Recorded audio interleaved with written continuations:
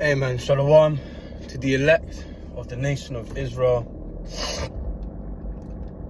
First and foremost, I'd like to start this lesson by giving all praises, honor, and glory to the Heavenly Father and His only begotten Son, Yahweh, Bahasham, Yahweh Shai, Bahasham, Recha, Kodash. Double honors to the elders and apostles of Great Millstone who have ruled well and taught us this 100% truth. Salutations unto the 144,000 doing the work of the Lord in all truth, honor, and sincerity. Shalom to the 1/3 men, women, and children who believe in His word being taught unto them. It's your brother Amna wa Allah, and today's lesson, I'm gonna, excuse me man, I feel like, you know when you got that feeling you want to sneeze and it's not coming out? It's like, yeah, man. Man. Yeah, in today's lesson, I'm going to be going into Psalm 64, man. You know, it's not a long psalm, but it's heavy, you know, and there's parts of it, or really the whole psalm, we can use as a prayer, you know, especially in the times that we're heading into, you know. So I just wanted to get into that, man. So this is Psalm 64:1. It says, hear my voice, O power, and my prayer. Preserve my life from fear of the enemy. You know, because we know and understand, or we should know and understand that, hey man, if it ain't for the Lord, you know, there's no way we could overcome Esau, man. You know, Job 9:24 tells us how the earth is given into the hand of the wicked. When you go back to Genesis 25, you know, and Isaac was blessing his sons, Jacob and Esau, Yaakov, which means to supplant, because obviously if you know the story, you know that Yaakov supplanted his brother Aishah, or Aishashwa, wasted away is he, okay, because of how he looked. You know, he came out all red like a hairy garment. Okay. Not to get too off kilter, you know, but Isaac gave Esau, his blessing was the fatness of the earth, which Esau would gain by way of the sword. That's his blessing. Okay. So we can't fight Esau with his own blessing. You know, the modern day sword, the gun, the knife, you know, his armored vehicles, these tanks, things of that nature. You know, that would be Esau's modern day sword, man. In which we can't fight Esau with his own blessings and expect to prevail, man. You know, 2 Corinthians chapter 10 says that the weapons of our warfare are spiritual and not carnal. So we have to combat Esau, Edom with our spirituality. That's how we win this fight. That's why, hey, Isaiah 55:6 says, seek ye the Lord while he may be found, call ye upon him while he's near, man. Sirach 5:7, make no tiring to turn to the Lord, man, because the Lord is our defense. All right, not the gun, not the knife, Brazilian jiu-jitsu, you know. I mean, hey, Psalms 144 tells us how the Lord teaches us to fight. Okay, and you know, ultimately, you know, if we be of the elect, we're going to be raised of spiritual power. But us being delivered out of the hand of the enemy, that's all by the Lord intervening, man, not by our own strength. Okay. Psalm 64:2, hide me from the secret counsel of the wicked, from the insurrection of the workers of iniquity. Okay, which again, that's Esau. Insurrection mean, you know, they're against us, man, and they're willing to war against us because of our beliefs, because of their beliefs. Okay, so we have to understand, you know, there's a lot at stake in these times that we're living in, and we need the Lord to protect us, man. We need the Lord to intervene. We need divine intervention.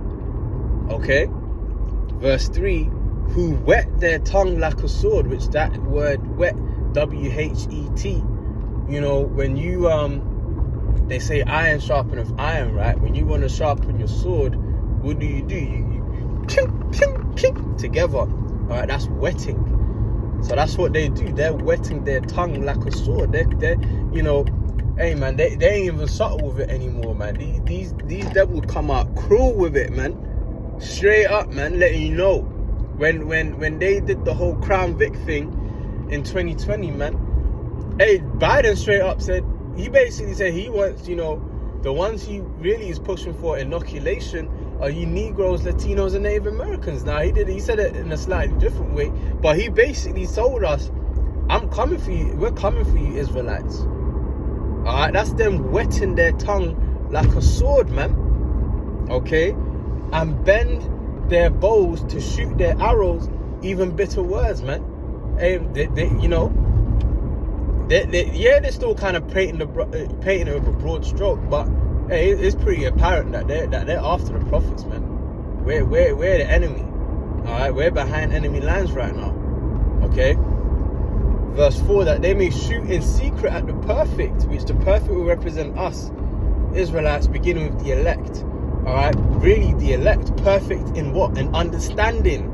Okay, not in works, because you know Romans 3 tells us, for all have sinned and fall short of the glory. All right, that they may shoot in secret at the perfect. Suddenly do they shoot at him and fear not? Yeah, you know, because they're being deceived by these left-hand spirits, man. The same way who was that King Ahab in 1 Kings was deceived by them left-hand spirits, man. You know, that spirit said, you know, before the throne of the Most High Yahweh, and said that he will be a lying spirit in the mouth of King Ahab's prophets, man, to deceive him and ultimately to bring him to his death. So Esau, he's being deceived by them left-hand spirits today.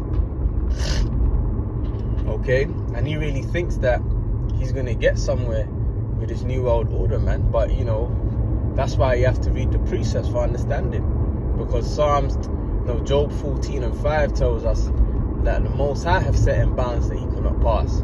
So although it's going to seem like Esau is going to succeed in bringing forth his new world order and this new digital system, you know, what we have to understand is that really the Lord has set in bounds that he cannot pass, man. And you know, Esau is on borrowed time. Okay, and we just have to wait on the Lord, man. All right, the Lord is gonna come through, man. But you know, it's just about us suffering patiently. Okay, as we've been commanded. That's in Baruch 4:25. Okay. Verse 5 of Psalm 64, they encourage themselves in an evil matter. They commune of laying snares privily. They say, who shall see them? And that's what they do. They commune of laying snares privily, man. And we've all kind of been caught up in that boat. You know, when you think about, you know, when you was a child, man, and you know, you had to get all these shots, I'm gonna say, all these shots put up in you. All right, that's them encouraging themselves in an evil manner, in an evil matter, and laying snares privately, man. Because here it is, we thought that these things were for our benefit, but really, you know, now as time has gone on, we've come to learn that all those things was for our detriment, man. But they laid that snare privately, you know, made everyone trust in him. Hey, that's why Sirach 12:10 tells us, never trust thine enemy, for as iron rusteth, so is his wickedness. But we spent a great deal of, you know, we spent a great long time not even knowing who our enemy were, you know, not being able to identify the enemy. Okay, but hey, as it says, never trust thine enemy, man, for as iron rusteth, so is his wickedness. So we can't forget those things, man. Okay, and you know, the scriptures make it crystal clear who our enemy are.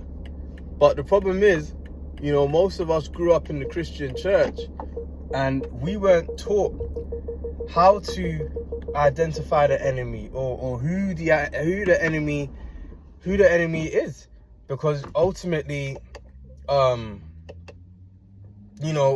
Christian pastors and what you have it, they was deceiving us. Whether they got the bag or whether they're just foolish, either or. At the end of the day, we as a nation, we lost sight of who the enemy are. Okay? And then we started fighting each other. But that's the curses. That's Deuteronomy 28. Deuteronomy 28 talks about how our eyes shall be evil toward our own brother, man. That's why you got Jake. You got so-called black on black crime, man. This is what's happening, man. Okay? So let's read on. Psalm 64:6. They search out iniquities. They accomplish a diligent search. Both the inward thought of every one of them and the heart is deep. And that's what they do. They accomplish a diligent search, man. And anything Esau gets into, he gets into heavily, man. And Esau has accomplished a diligent search on us Israelites, man. He understands how certain things affect us, whether it be the food, whether it be the music, whether it be the games that we play, the shows that we watch. Esau Edom has mastered, using these tools against us to our detriment. Right? See one proud ass devil. They went in deep, man. They didn't, stop at the shallow waters. They went all the way excuse me. They went all the way in, boy. They went all the way in with their wicked search, man. Okay? It says in verse 7, but the Most High shall shoot at them with an arrow. Suddenly shall they be wounded. And that's what's getting ready to happen. Revelation 1:7. Behold, he cometh with clouds, and every eye shall see him. Even those that pierced him, and all kindreds of the earth shall wail because of him. Even so, amen. Even so, let it be true. Okay? When you go to Isaiah 66:15, it tells us how the Lord is coming with his chariots and with fire like a whirlwind. Okay? And ultimately, those arrows represent those nuclear missiles, which Revelation 9:16 gives you the number of those missiles, man, which is 200,000, which is actually 200 million. Because within the nuclear silo, you have the warheads, in which a silo can fit multiple warheads. And that's what's going to bring the downfall of America. Okay? Verse 8, so shall they make their own tongue to fall upon themselves. All that see them shall flee away. Okay? And that's what we see happening now. Their own tongue is falling upon themselves, man. You got, what do they call them? Whistleblowers. You got whistleblowers out here that be speaking out on what this devil's doing, man. You got these whistleblowers out here that they was on the side of Esau, and then they pretty much go rogue. Start speaking out against E, and start coming out with it, man. And then if Esau can, he put a bullet in their head, man. He'll get rid of them somehow. Admit the plane, there could be 300 people in that commercial.